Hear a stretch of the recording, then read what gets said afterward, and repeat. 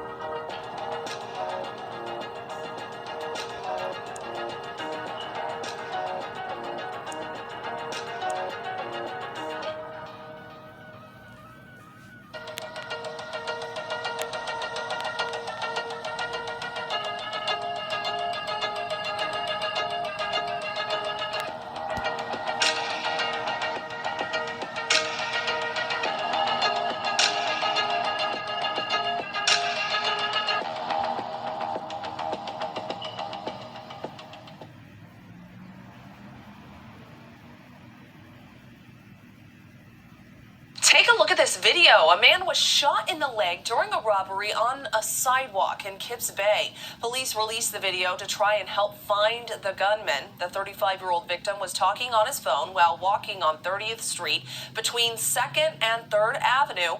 A person in a red hoodie crosses the street, pulls a gun, demands the man's watch and his necklace.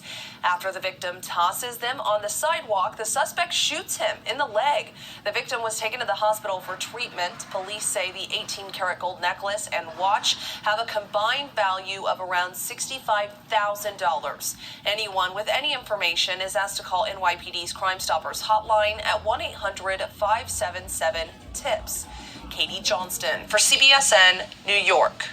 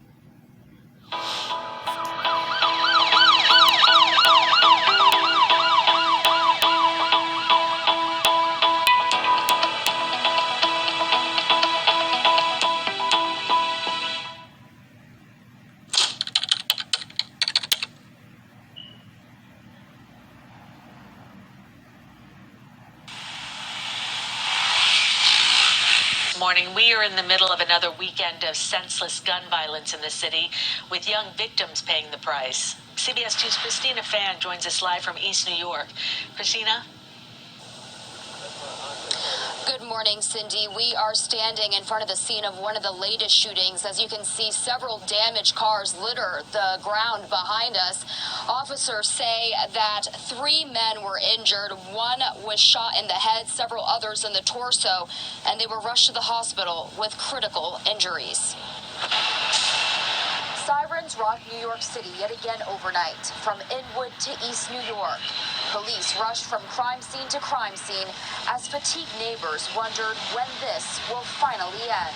Very shocking, and it's just too much crime. It's just so crazy because I'm living right there. There were at least 7 shootings over the weekend, resulting in 13 victims, many of them teenagers. Early Saturday morning in Brownsville, a gunman fired into a group of people near the Ralph Avenue Rehab Public Housing Development, killing a 32-year-old man while injuring an innocent 18-year-old. Around 9 p.m. last night in Inwood, a 15-year-old was shot multiple times after getting into an argument. Frightening.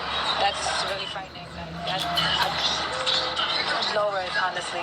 They do need to stop the gun violence, though. They really do, for real. Because there's a lot of young kids out here that do walk by themselves, going to school at that.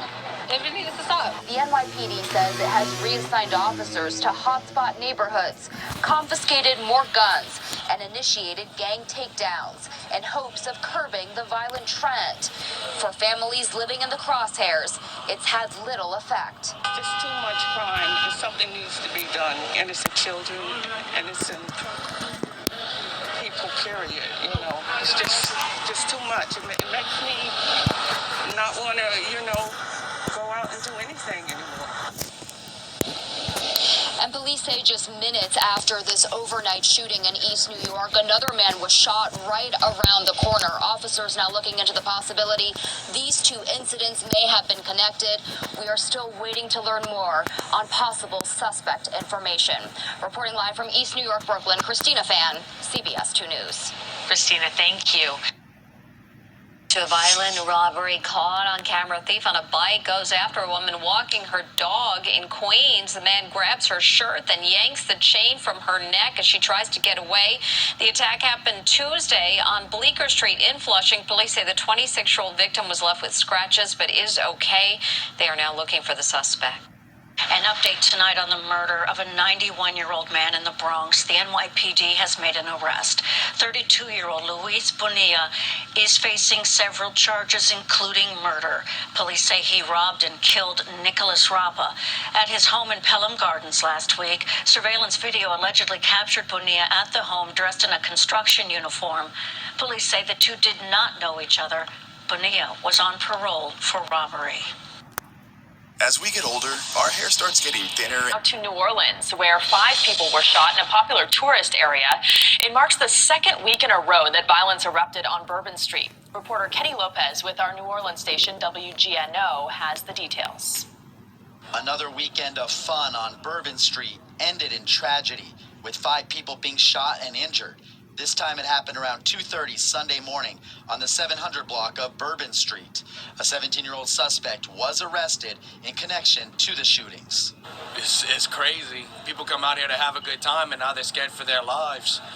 It ain't right. Unfortunately, this scene is becoming all too common on Bourbon Street.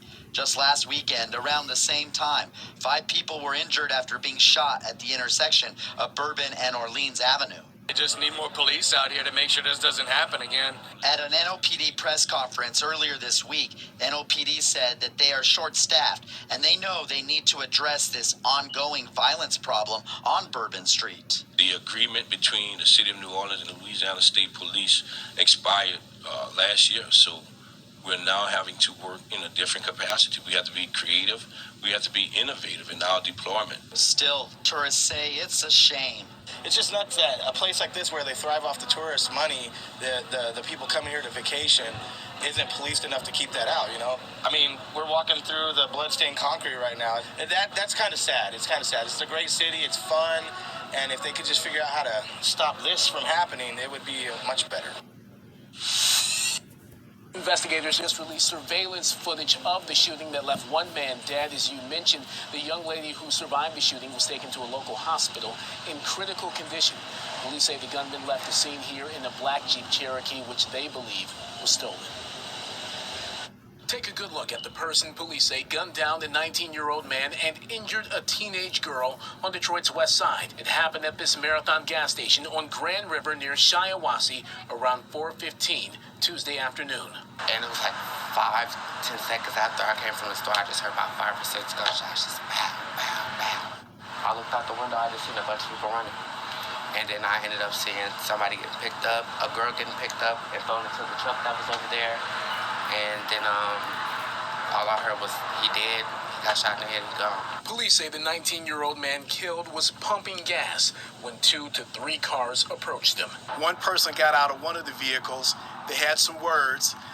The person that was pumping the gas tried to get back into his vehicle, and a gentleman from one of those vehicles fired several shots, hitting the male. A 17-year-old girl was struck as well. Police say the gunman left the scene and headed east on Grand River. The murder and shooting in broad daylight is one of the latest acts of violence in the city. 3 people were shot at a motel on the west side Tuesday morning. 3 teens were struck by gunfire at a youth football game Sunday after police say 2 groups with no connection to the game got into a shootout over a beef on social media. The investigation into the murder at the Marathon gas station is ongoing. Commander Daryl Patterson says one thing is clear. Well, what we need to do is we need to stop trying to settle all our differences with gunplay. It's only going to hurt families. It's going to hurt your family if you're the one using the gun. It's going to hurt the victim's family if you're the one being shot. So we need to stop all this gunplay. DPD had a number of chaplains here to comfort the victim's grieving family. They're working to find the gunman and others involved. If you have any information about what happened here, please call Detroit Police or Crime Stoppers at 1-800-SPEAK-UP. And remember, you can remain anonymous. Download the Domino's app today and become a piece. 17-year-old rapper was killed in a parked car. Juan Bautista Garcia, who went by the stage name YNT Juan, used his last Instagram post to promote his new single to his 26,000 followers. The song was a remix of Kanye West's Power and had been uploaded to YouTube. Hartford, Connecticut police say they responded to a gunshot detection system called ShotSpotter, which brought them to a parked car. Inside, they found the deceased teenager, reportedly not far from his home. YNT Juan's shooting is under investigation, and Hartford police are asking anyone with information to contact their office. This is Inside Edition Digital.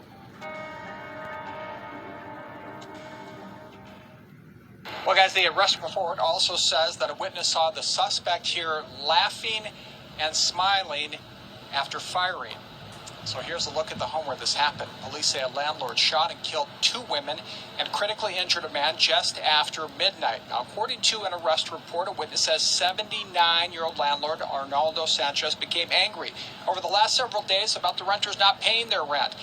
That witness suggested Sanchez go to court to evict them and says he responded by saying he would, quote, handle this his own way. And here's more details about what happened inside here. According to the arrest report, a man said he saw Sanchez going into the room of his roommate and his girlfriend. He says Sanchez told the man he would not be able to run from him anymore. The witness says the man yelled no. The woman was screaming. He then heard gunshots. The witness says he saw Sanchez leave the room laughing and smiling. Now, a friend of one of the women who died told me she is just sick and in shock over what happened. I just don't know why she had to die for it. You know, some rent. It doesn't make sense, does it? Now, police say the man shot here 9 times, had surgery, but is expected to survive. Reporting live out West Chicago and South Las Vegas Boulevard. Joe V. Hill, Fox 5 News, local, Las Vegas. Community protests against a school as police arrest 3 prominent student athletes accused of brutally beating a 19-year-old former student and leaving him for dead. There is so much outrage and chaos going on in Pine Top Lakeside that the Blue Ridge Unified School District is now closing schools and campuses until Monday due to the threats and possible vandalism. Team 12's Bianca Bono is live in the Alert Center with the late-breaking details. Bianca? Guys, tensions in the Pine Top Lakeside area are high as dozens of people protest outside Blue Ridge High School, where the suspects are students. Many people claiming the district is giving them special treatment because of their athletic status. A protest outside Blue Ridge High School. The crime shocking everyone. A doting dad accused of stabbing his 2 youngsters to death with a spearfishing gun. Matthew Coleman appeared to have the perfect life on social media. The 40-year-old dad gushed about his wife, Abby, toddler son, Kaleo, and baby daughter, Roxy. My treasures, he called them. In another post, he writes, thanking God for these 3. Coleman also ran a popular surf school in Santa Barbara. There he is just a month ago teaching his 3-year-old how to surf. Baby steps, he happily wrote. And here he calls his 10-month-old my little nugget of glory. But everything took a horrific turn when Matthew Coleman's wife called Santa Barbara police and reported that her husband had suddenly driven away from their home without telling her where he was going. And he had their 2 children with him. Surveillance photos show Coleman checking into a hotel across the border in Mexico with both kids in tow. Here's the timeline. Monday, 2:54 a.m., he leaves his hotel with his kids. 6:33 a.m., he returns, but he's alone. Where are the kids? 9:30 a.m., he checks out and starts his drive back to California. Agents on the alert arrested him at the border, and he reportedly confessed to stabbing both children to death with a spearfishing gun. According to this FBI complaint, he believed his children were going to grow into monsters, and he believed his wife possessed serpent DNA and had passed it to his children. He also told the agents he was enlightened by QAnon and Illuminati conspiracy theories. Mike Rothschild is a QAnon expert and author of The Storm is Upon Us. The belief in an all-powerful Illuminati, the idea of lizard reptoid people who are controlling things at the highest levels. All of that stuff is intertwined with QAnon because these people really believe that there is an all-powerful structure that is so far above them that is controlling them. Santa Barbara County DA Joyce Dudley. Whatever. It's Ecclesiasticus 39 and 28. There be spirits that are created for vengeance, which in their fury lay on sore strokes. In the time of destruction they pour out their force and appease the wrath of him that made them. I want to give all praises, honor, and glory to Yahweh Ba'ashem Yahushai, Ba'ashem Rakakwadash. Double honor to the apostles and elders of Great Millstone who rule well. Shalom to the hopeful elect, and much respect to the brothers pushing his word in the four corners of the globe. This is Brother Ariyah. Shalom.